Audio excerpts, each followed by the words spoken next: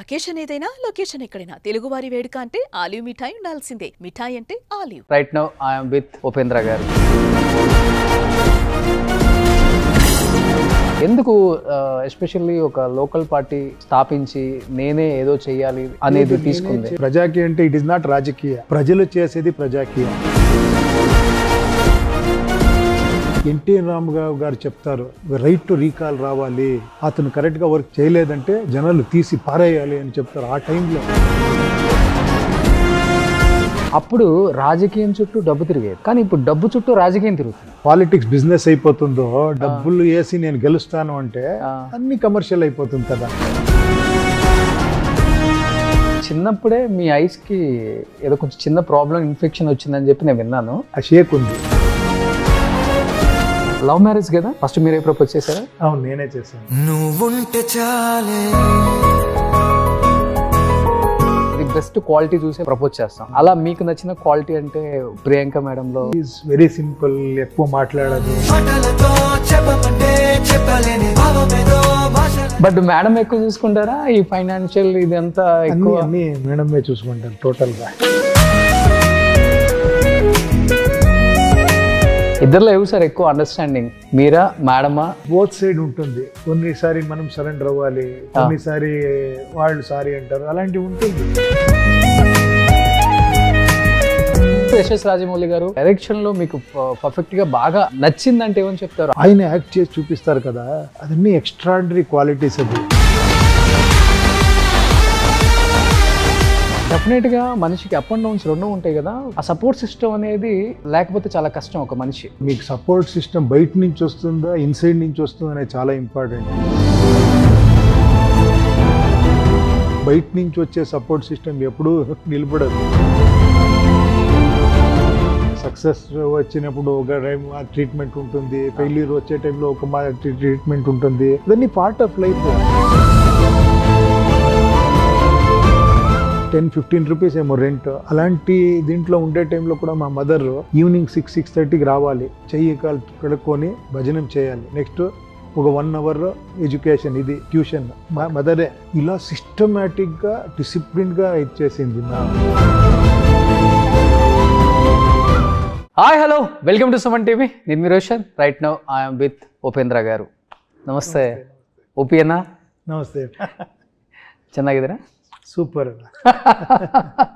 So మీరు చాలా సింపుల్గా ఉంటారు కదా, ఈ మధ్యన కొంచెం బ్రాండ్స్ ఇవన్నీ ఏంటో అలా ఆంధ్ర కింగ్ కదా. సో చాలా చాలా హ్యాపీ అనిపిస్తుంటుంది, ఎందుకంటే తమిళనాడు అనగానే టక్కున అందరికి గుర్తొచ్చేది విజయ్ గారు, కర్ణాటక అనగానే ఫస్ట్ గుర్తొచ్చేది ఉపి సార్.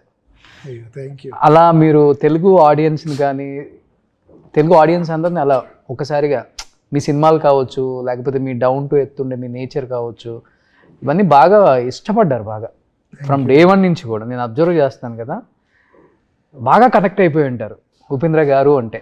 ఆ లవ్ చూసినప్పుడు ఏమనిపిస్తుంటుంది? హైదరాబాద్ వచ్చినప్పుడు ఆంధ్ర వాళ్ళతో, ఇక్కడ ఉన్న యాక్టర్స్తో సినిమాలు చేస్తున్నప్పుడు డివైనిటీ ఫీల్ అవుతుంది. యాక్చువల్లీ ఏమంటే ఐఎమ్ సో బ్లెస్డ్ అనిపిస్తుంది, ఐ వర్త్ అనిపిస్తుంది ఇదానికి.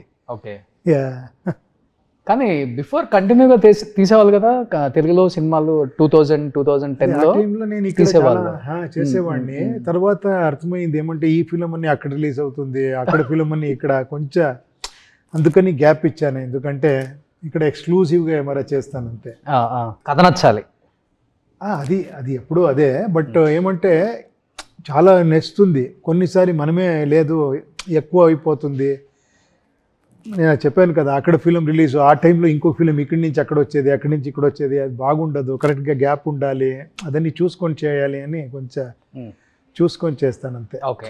ఇప్పుడు అల్లు అర్జున్తో ఆ సినిమా చేసిన తర్వాత నేను ఒకే ఒక ఫిలిం ఇది చేశాను, ఇది గని చేశాను.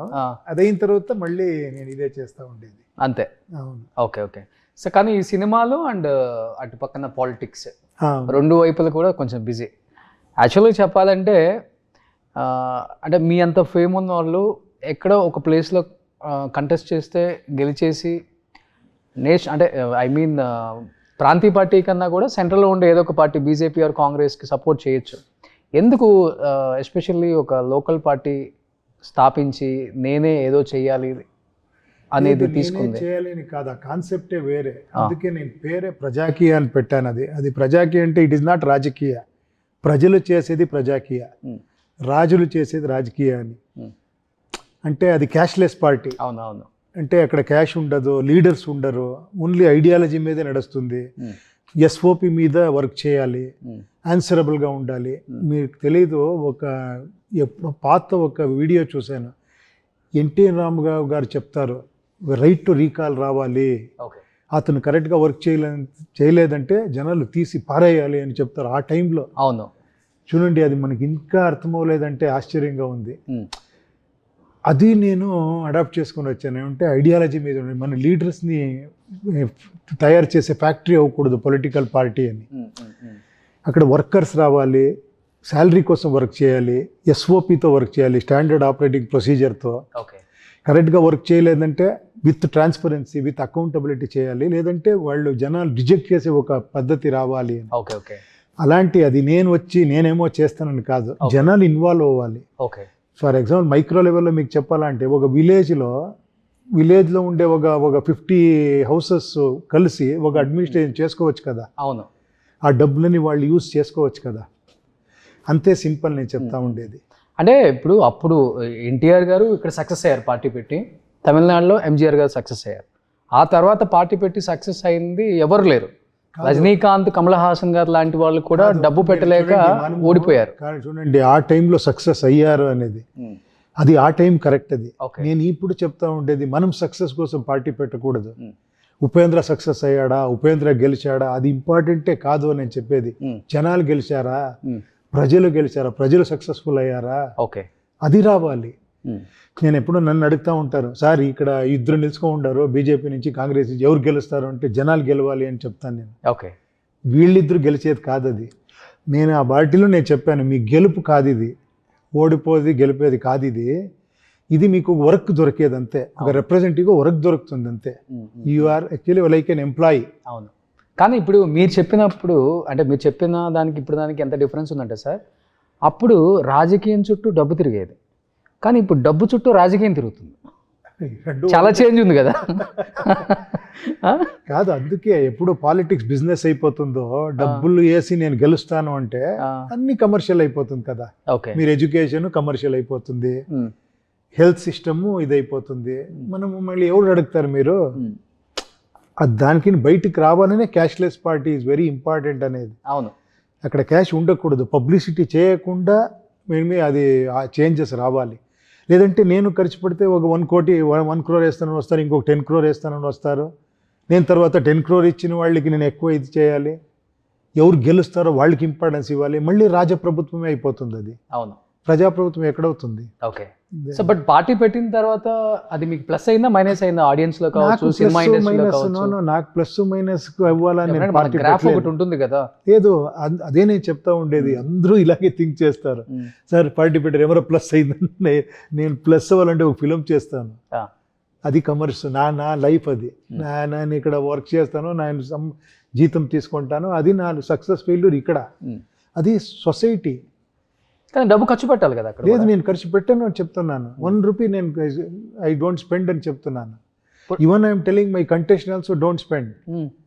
ఎలా పబ్లిసిటీ అవుతుంది? Publicity let us see actually, mouth to mouth. నేను చెప్తా ఉన్నాను కదా, ఇప్పుడు నేను మాట్లాడుతూ ఉన్నాను, ఈ ఐడియాలజీ ఏమరా కరెక్ట్ అనుకుంటే వాళ్ళు మాట్లాడుకోవాలి, ఆ చేంజెస్ రావాలి అని నేను చెప్తా ఉండేది. Let it take time. కానీ ఇప్పుడు మీరు చెప్పిన పాలసీ పవన్ కళ్యాణ్ గారు ఫాలో అయ్యారు. అంటే సింగిల్గా వచ్చింది పార్టీ, ఆయన కూడా గెలవలేదు, ఓడిపోయారు. మళ్ళీ తర్వాత మళ్ళీ కూటమితోనే వస్తేనే ఆయన గెలిచారు.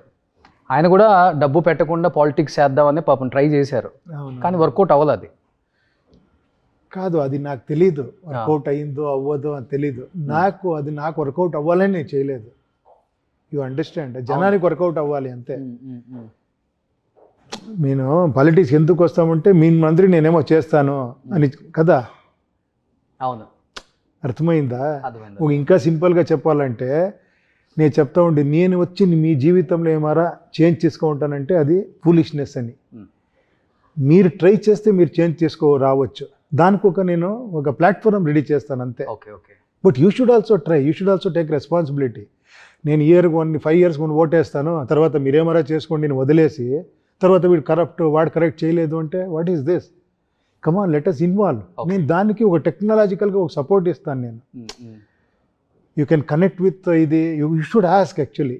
మీరు నాకు రేపు ನೀವು వర్క్ ఇస్తే కూడా you should ask me what are you doing, where is the report, how much you got money, ఏమేమి చేశాను నాకు ట్రాన్స్పరెంట్గా చూపించండి అని మీరు అడిగితేనే కదా నేను చేస్తాను. Exactly sir. అదే నేను చెప్తా ఉన్నాను అంతే. కానీ మీరు మీ సినిమాలలో ఉపేంద్ర గారిని చూసేదానికి బట్ ఆఫ్ స్క్రీన్ ఉపేంద్ర గారికి చాలా డిఫరెన్స్ ఉంటుంది రియల్ లైఫ్లో. ఎందుకంటే నేను మీ ఇంటికి వచ్చాను, ఒక 3-4 hours స్పెండ్ చేశాను, మిమ్మల్ని కంప్లీట్గా అబ్జర్వ్ చేశాను. మీ బిహేవియర్ కానీ లేకపోతే మీరు మాట్లాడే విధానం, కల్చర్ అంతా డిఫరెంట్. ఇప్పుడు సినిమాలలో చూస్తేనేమో చాలా అగ్రెసివ్గా ఉంటారు, మీరు చేసే రోల్స్ కూడా అలానే ఉంటాయి. ఉపేంద్ర గారు అంటే భయం వేస్తుంది, ఆయన సినిమాలు చూస్తేనే భయం వేస్తుంది మనకి, అలా ఉంటారు ఆయన.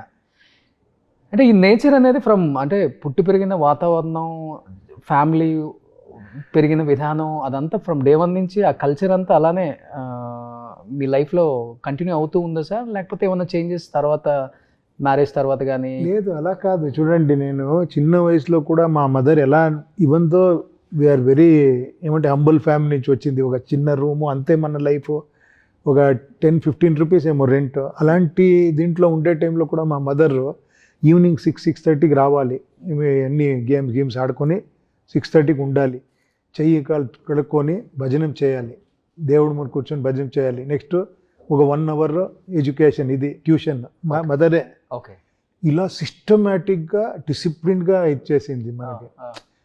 అది అలాగే వచ్చింది.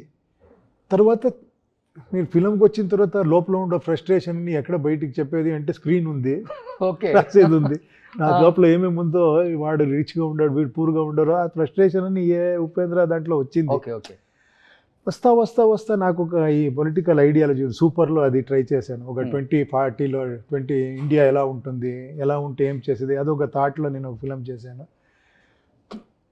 తర్వాత అది యూఐలను ట్రై చేశాను యాక్చువల్లీ. అంతేకాని మళ్ళీ వేరేనే, నా పర్సనల్ లైఫ్ వేరే, ఫిల్మ్ లైఫ్ వేరే. అంటే రియల్ లైఫ్లో ఫేస్ చేసిన అన్ని రియల్ లైఫ్లో చూపించేశారు. ఏమేమి చెప్పే కవ్వదో అక్కడ చెప్తాము అని. ఓకే. కానీ మీది ఒక రీల్ ఫుల్ వైరల్ అవుతుంది సార్ ఈ మధ్య. అంటే ఓల్డ్ ఇంటర్వ్యూ తెలుగులోనే. అంటే మీరు స్టార్టింగ్లో ఎంత స్ట్రగుల్స్ ఫేస్ చేశారో, అంటే రెస్పెక్ట్ ఇవ్వలేదు, లేకపోతే మీరు లైన్లో ఉండి కూడా ఫుడ్కి వెళ్ళారు. ఒక మనిషికి సక్సెస్ ఉన్నప్పుడు ఎలా ఉంటుందో, సక్సెస్ లేనప్పుడు ఎలా ఉంటుందో ఒక స్టార్గా నేను చూశాను అది అని చెప్పేసి మీరు చెప్పిన ఒక రీల్ బాగా వైరల్ అయింది. బట్ డెఫినెట్గా మనిషికి అప్ అండ్ డౌన్స్ రెండు ఉంటాయి కదా. ఫెయిల్యూర్, సక్సెస్ ఇవన్నీ వచ్చినప్పుడు చాలా బ్యాక్గ్రౌండ్ లేకుండా వచ్చారు కదా. ఆ సపోర్ట్ సిస్టమ్ అనేది లేకపోతే చాలా కష్టం ఒక మనిషి ఎదిగేటప్పుడు. కాదు, మీకు సపోర్ట్ సిస్టమ్ బయట నుంచి వస్తుందా, ఇన్సైడ్ నుంచి వస్తుందా అనేది చాలా ఇంపార్టెంట్. బయట నుంచి వచ్చే సపోర్ట్ సిస్టమ్ ఎప్పుడూ నిలబడదు. మీ లోపల ఒక సపోర్ట్ సిస్టమ్ ఉండాలి. అది మీకు సపోర్టింగ్గా ఒక ఇదవుతుంది. ఏమంటే ఒక అవమానం అవ్వచ్చు, ఒక ఇన్సల్ట్ అవ్వచ్చు, ఏమారా, బట్ అప్పుడు నేను ఎంత స్ట్రాంగ్ అవుతాను అనేది చాలా ఇంపార్టెంట్. ఓకే, వీడు ఇలా చేశాడు నేను చేస్తాను అనే రివెంజ్ మెంటాలిటీ వెళ్తే అంతే లైఫ్ అయిపోతుంది. ఓకే ఓకే, అంతే కదా. మీ లైఫ్లో మర్చిపోలేని అవమానం అంటే మీరు చెప్పినట్లుగానే అదొకటి. ఓకే, నేను విన్నాను. కాదు, చిన్నది అందరికీ ఉంటుంది. ఒక సక్సెస్ వచ్చినప్పుడు ఒక ట్రీట్మెంట్ ఉంటుంది, ఫెయిల్యూర్ వచ్చే టైంలో ఒక ట్రీట్మెంట్ ఉంటుంది. అదన్నీ పార్ట్ ఆఫ్ లైఫ్, అదన్నీ పట్టుకోకూడదు. అప్పుడు సక్సెస్ని ఎంజాయ్ చేయకూడదు. మీరు అలా స్థితప్రజ్ఞతలో ఉండాలి. If you want to enjoy success, you should డిఫీట్ని తీసుకోవాలి. ఓకే, అయితే part and parcel of the life. Okay, అదన్నీ ఒక్క టైం వరకు అది ఉంటుంది. అదైన తర్వాత అది అలవాటు అయిపోతుంది. ఓకే, నెక్స్ట్ నాది ఏం ఫోకస్, నేనేం చేయాలి, అంతే పోతుంది లైఫ్. ఈ స్థిత ప్రజ్ఞత పక్కా తెలుగు వర్డ్ వాడారు. ఇంత ప్యూర్ తెలుగు అసలు ఎక్కడ నేర్చుకున్నారు మీరు? లేదా, సాంస్క్రిట్ వర్డ్ కదా స్థిత ప్రజ్ఞత. తెలుగులో ఎక్కువ వాడతాం. స్థిత ప్రజ్ఞత అనేది చాలా మంచి వర్డ్. అది లివ్ ఇన్ ప్రెసెంట్ అనేది. కానీ మీరు కొంచెం రాయలసీమ తెలుగులాగా ఉంటుంది సార్. కొంచెం రఫ్గా ఉంటుందా? రఫ్ అని కాదు, సన్ ఆఫ్ సత్యమూర్తి అది దాంట్లో అదే వాడారు. అవును. అంటే ఆ సినిమా ప్రభావమా లేకపోతే ఫ్రమ్ తెలుగు నేర్చుకున్న దగ్గర నుంచి కూడా? లేదు కానీ లోకల్గానే ఉంటుంది నా తెలుగు. అంటే చాలా ప్యూర్గా మాట్లాడే తెలుగు అంతే రాదో ఏమో తెలియదు నాకు. మీతో మాట్లాడుతుంటే ఇది ఎలా మాట్లాడుతూ ఉంటాను అలా మాట్లాడుతాను. మీరు చాలా బాగా మాట్లాడతారు తెలుగు. పర్వాలేదా? ఓకే, పర్వాలేదు కాదు, అయ్యో 200 మార్క్స్ వేసేయచ్చు. అయ్యో థ్యాంక్ యూ అండి, థ్యాంక్ యూ. ఎందుకంటే most of the Kannada heroes మాట్లాడుతున్నప్పుడు వాళ్ళ తెలుగు కన్నడతో మిక్స్ అయి ఉంటుంది. నేను ఒక 20 years నుంచి ఇక్కడ వర్క్ చేస్తున్నాను కదా. 2000లో నేను ఇక్కడ డైరెక్ట్ చేసేవాడిని. అవును. 1999లో ఓం కారం చేశాను రాజశేఖర్ గారితో. అక్కడ ఓం కదా సార్? అవును, ఇక్కడ శివరాజ్ కుమార్. ఇక్కడ నేను అది రీమేక్ చేశాను కదా. అవును. అప్పటి నుంచి మన ఏమి డైలాగ్ రైటర్ శ్రీరామ్ గారు, తర్వాత రైటర్ ఫేమస్ యాక్టర్ అయ్యారు కదా. ఓకే ఓకే, ఎల్వి శ్రీరామ్ గారు. ఆయనతో డైలాగ్ రైటింగ్ ఒక్కొక్క డైలాగు నేర్చుకున్నాను ఆయనతో కూర్చొని. కానీ ఇప్పుడు తమిళ సినిమాలు, కన్నడ సినిమాలు తెలుగులోకి రీమేక్ అవుతున్నాయి, కొన్ని డబ్ అవుతున్నాయి. కానీ 20-25 years బ్యాకే మీరు అక్కడ రిలీజ్ చేసేవాళ్ళు, ఇక్కడ రిలీజ్ చేసేవాళ్ళు. అవునవును, అదేంటో అదృష్టం అది. ఏ ఉపేంద్ర అది రిలీజ్ అయ్యింది ఇక్కడ, తర్వాత కన్యాదానం అక్కడ రిలీజ్ చేశారు. అలాంటి చాలా జరిగింది ఆ టైంలో. అవును, ఉపేంద్ర అయితే సూపర్ డూపర్ హిట్ కదా సార్. అవునవునవును, రక్త కన్నీరు ఇక్కడ అయింది. బట్ మీరు చేసిన మూవీస్లో బయట ఎక్కువ అంటే యూజువల్గా హీరోస్ ఇప్పుడు అల్లు అర్జున్ అయినా లేకపోతే రామ్ అయినా కలిసినప్పుడు డెఫినెట్గా ఉపేంద్ర గారు అనగానే తీసింది ఎన్ని సినిమాలు అనేది చూడరు, ఎలాంటి సినిమాలు తీశారు అనేది ఎక్కువ చూస్తారు. ది బెస్ట్ మూవీస్ తీశారు మీరు. డైరెక్ట్ చేసింది అలానే చేశారు, యాక్ట్ చేసింది కూడా అలానే చేశారు. ఎక్కువ ఏ మూవీస్ చెప్తుంటారు? ఏ ఉపేంద్రని ఇక్కడ ఎక్కువ చెప్తారు. ఓకే, అది 2 మూవీ, అది ఏంటో తెలీదు, అంత ఇంపాక్ట్ చూపించింది. అదే అదే అదే అనుకుంటాను సార్. ఇప్పుడు మీ సినిమాలలో చెప్పాలంటే అంటే క్యారెక్టర్ కోసం మీరు కొంచెం పరకాయ ప్రవేశం ఎక్కువ చేస్తారు, ఇన్వాల్వ్మెంట్ ఎక్కువ ఉంటుంది. ఇప్పుడు అది ప్రేమైనా కావచ్చు, కోపమైనా కావచ్చు, లేకపోతే కొట్టే సీన్లు అయినా కావచ్చు. భయపడతాం నిజంగా కొట్టేసారేమో స్క్రీన్ మీద చూసేటప్పుడు. ఎందుకని అంత ఇన్వాల్వ్మెంట్ అవుతారు మీరు? ఫ్రమ్ డే 1 నుంచి కరుడు కట్టిన ఒక విలన్ అంటారు చూసారా, అలా ఉంటుంది మీది. కాదు, అదే నేను చెప్పేది, ఆ 2 films అంత ఇంపాక్ట్ అయ్యింది. ఇప్పుడు కన్యాదానంలో చాలా సాఫ్ట్ క్యారెక్టర్ చేశాను, మీరు అది మాట్లాడారు. ఉపేంద్రలో వైలెంట్గా బిహేవ్ చేసేదే మాట్లాడతారు, ఏంటి అంత ఇంపాక్ట్ అయిపోయింది అది. ఓకే, అందుకే ఆ ఇమేజ్ అలాగే ఉంది. ఓకే, అంటే ఆ క్యారెక్టర్ అలా, ఆ క్యారెక్టర్లో అంత ఇది ఉంది, అందుకని ఆ ఇమేజ్ అలా అయిపోయింది అది. Okay okay okay. తెలుగులో బాగా నచ్చే సినిమాలు ఆ టైం నుంచి ఈ టైం వరకు డెఫినెట్గా మీకు కూడా ఉంటుంది. ఈ హీరోతో స్క్రీన్ షేర్ చేసుకోకపోయినా ఈ సినిమా డైరెక్షన్ కానీ లేకపోతే రైటింగ్ కానీ చాలా బాగుంటుందని అనిపించిన సినిమాలు అంటే మీకు చాలా చాలా ఉంది. త్రివిక్రమ్ శ్రీనివాస్ గారిది, రాజమౌళి గారిది, సుకుమార్ గారిది. కానీ వావ్ ఏంట్రా ఇది అని. ఎస్పెషలీ త్రివిక్రమ్ గారిది నేను అలా వైకుంఠపురంలో ఆ రివర్స్ స్క్రీన్ ప్లేలో ఫైట్ చేసేది థ్రిల్ అయిపోయాను నేను. ఫైట్ ఇలా చెప్పేకి ఎంత బ్యూటిఫుల్గా ఉంటుంది అని.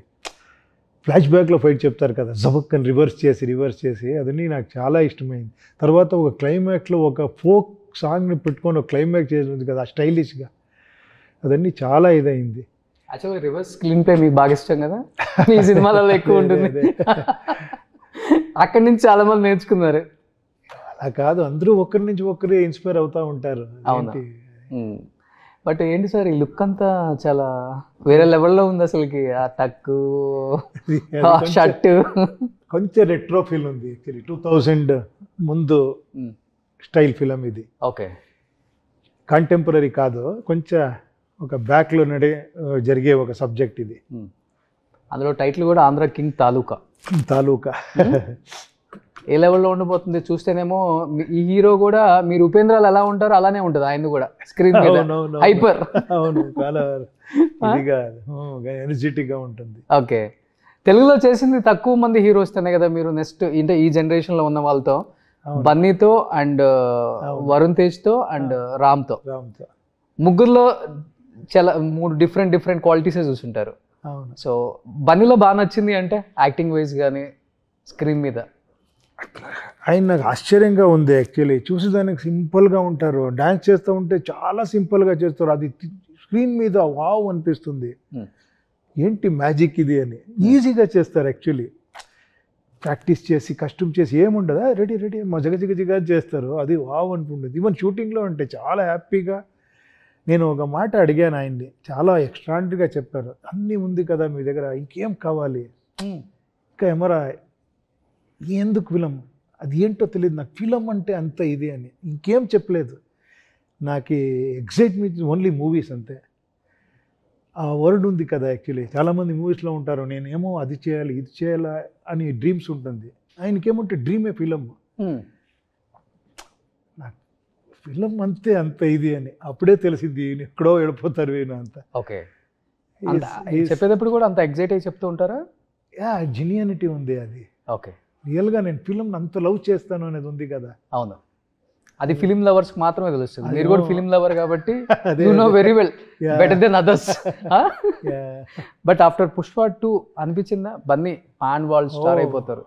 ఈరోజు ఆయన అప్పుడే తెలిసింది ఆయనకి, అందరికీ తెలుసు యాక్చువల్లీ. అలో ఇండియా వాచే, నేను ఎక్స్ట్రాండరీ ఆర్టిస్ట్ అని, డాన్సర్, పర్ఫార్మెన్స్, ఆ మేనరిజమ్స్ అన్నీ అందుకే అక్కడ ఉన్నారు. ఎవరు ఎక్కడారో ఉంటారంటే బికాస్ ఆఫ్ దేర్ యోగ్యత అంటారు కన్నడలో, రెండూ ఉండాలి. అది రెండు ఉంది.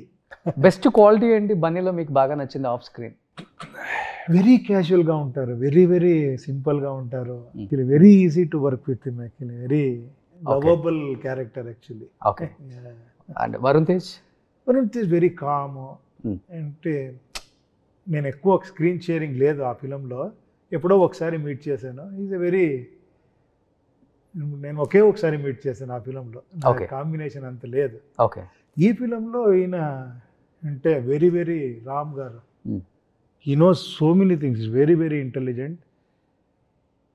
ఆయన మాట్లాడుతూ ఉంటే ఈ ఏజ్కి ఇంత ఎక్కడి నుంచి వచ్చింది అనిపిస్తుంది. ఈయనకి ఇంత థాట్స్, ఇంత ఇది, ఇంత ఒక మెచ్యూరిటీ ఎలా వచ్చింది అని. హీ సో ఇన్నోసెంట్గా కనబడతారు, he so knowledgeable actually. Okay, is really very genuine అనిపిస్తుంది. మంచి ఫైటింగ్ సీన్స్ ఉన్నాయి ఇద్దరికి. ఫైట్ అని చాలా ఉంది ఆయన. అంటే యాక్చువల్గా మీరు ఒక పెద్ద డైరెక్టర్ అండ్ ఒక స్టార్ హీరో, వేరే లాంగ్వేజ్లో చేసేటప్పుడు హీరోతో ఫైట్ ఈక్వల్గా ఉండాలనే చూస్తాం డెఫినెట్గా, ఎవరైనా ఉంటుంది. ఎందుకంటే ఇప్పుడు అన్ని మూవీస్ ఇక్కడ రిలీజ్ అవుతున్నాయి, అక్కడ రిలీజ్ అవుతున్నాయి. అక్కడ ఫ్యాన్స్ కానీ లేకపోతే అక్కడ సినిమా ఇండస్ట్రీ కానీ. నేను అలాంటి ఫిలిం ఒప్పుకోరా? లేదంటే అది బాగుండదు యాక్చువల్లీ. అంతే, according to my this I cannot actually నా ఫ్యాన్స్కి డిసప్పాయింట్ చేయకూడదు బికాస్ ఆఫ్ సమ్ అదర్ ఇది.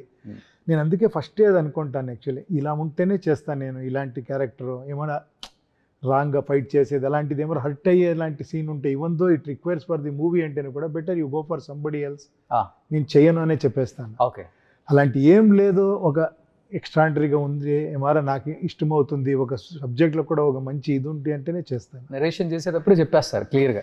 అలా ఉంటే నేనే ఒప్పుకోను, అది బెస్ట్ కదా అసలుకి. అంతే అంతే, అదేం నేను why should I judge actually whether it is good or bad, నాకు ఇష్టం ఉందో లేదో అనేదంటే, నేను చేసేకి అవుతుందా లేదా అని. అవును అవును, నాకేమైనా డిస్కంఫర్ట్ అయితే లేదు అని చెప్తాను అంతే, వచ్చిన తర్వాత చెప్పకూడదు అది. అవును. బట్ ఉపేంద్ర సార్, అంటే మీ చిన్నప్పుడే మీ ఐస్కి ఏదో కొంచెం చిన్న ప్రాబ్లం, ఇన్ఫెక్షన్ వచ్చిందని చెప్పి నేను విన్నాను. ఈ మిడిల్ బాల్స్ని మీరు ఎక్కువ మూవ్ చేయలేరు అని కూడా నేను విన్నాను.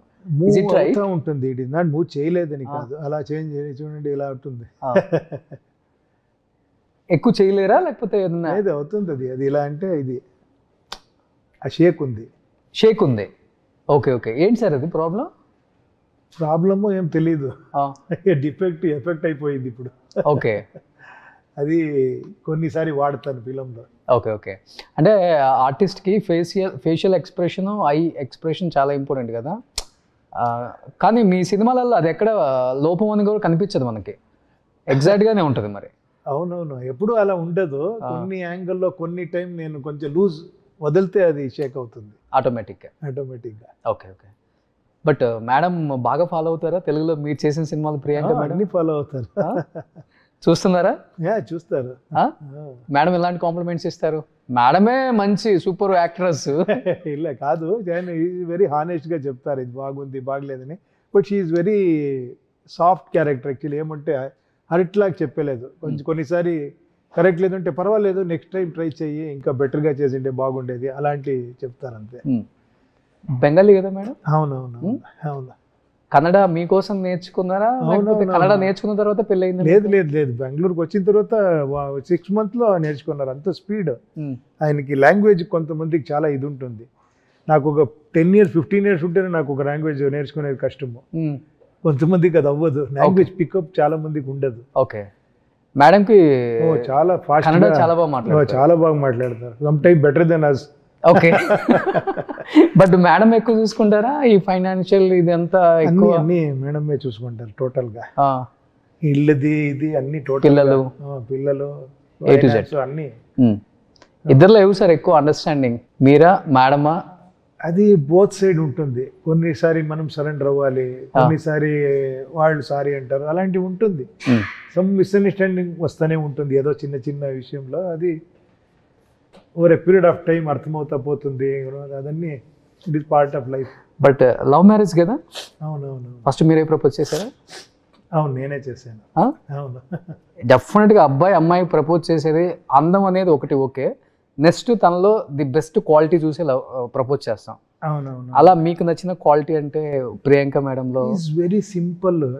దాన్ని నాకు చాలా నచ్చింది యాక్చువల్లీ. ఈజ్ వెరీ సింపుల్, ఎక్కువ మాట్లాడదు. అలాంటిది నేను టోటల్ ఫిలంలో ఒక ఫిలంలో టోటల్గా మాట్లాడలేదు. ఓకే. రా అని ఒక ఫిలము టోటల్ ఎండ్లో ప్యాకప్ షెడ్యూల్ షూటింగ్ ప్యాకప్ టైంలో మాట్లాడాను. అదైన తర్వాత ఇంకో ఫిలం పిలిచాను. ఆ టైంలో కొంచెం ఆల్రెడీ ఒక ఫిలం చేసాం కదా, రా రిలీజ్ అయింది. అదైన తర్వాత కొంచెం ఫ్రెండ్షిప్ ఇదన్నీ ఎక్కువైంది H2O అని ఫిలంలో. ఓకే. కానీ మీరు కూడా చాలా ఇంట్రోవర్ట్ కదా? అవును, నేను ఎక్కువ మాట్లాడరు. అదే. కానీ ఎందుకు ప్రియాంక మేడం చూడగానే ఓకే ప్రపోజ్ చేద్దాం? అదేంటో అది 1.5 years 2 years అయిపోయింది H2O ఫిలం. అది ఒక లైఫ్ పార్ట్నర్ లాగా అయిపోయారు అది ఆ ఫిలంలో. ఓకే. అలా అయిపోయింది అది 2 years జర్నీలో. అలానే మాట్లాడేది ఇది అలా స్టార్ట్ అయింది ఫస్ట్. కానీ తర్వాత మీ ఇద్దరు కాంబినేషన్ మూవీస్ చేయలేదు ఇంకా? తర్వాత చేయలేదు. ఓకే. ఆమె ఆఫ్టర్ మ్యారేజ్ చేశాను. బిఫోర్ మ్యారేజ్ అంతే. అదే స్టోరీ డిమాండ్ చేయలేదా లేకపోతే మీరు వద్దనుకుంటారా? లేదు, అదైన తర్వాత మనకి ఫ్యామిలీ లైఫ్ స్టార్ట్ అయిపోయింది. నేను వేరే ఫిలంలో బిజీ అయిపోయాను, ఆయన ఈ ఇంట్లో దాంట్లో బిజీ అయిపోయారు అలా. But madam again doing films కదా?